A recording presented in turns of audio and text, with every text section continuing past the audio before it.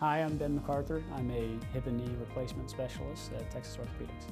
Outpatient joint replacement is when a hip or knee replacement is done in the outpatient setting, meaning that the patient is set up to go home the same day. Total joint replacement is typically the end of treatment for hip or knee arthritis, but as these conditions progress over time, the non-surgical means of management can become less effective.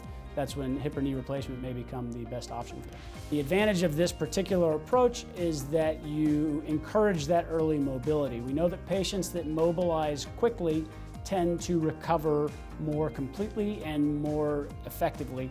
At the Texas Orthopedics Surgery Center, everybody is focused on getting patients ready to go home and again, creating that seamless experience because everybody who has a joint replacement at that facility is having an outpatient total joint replacement with one of our surgeons. Visit txortho.com for more information.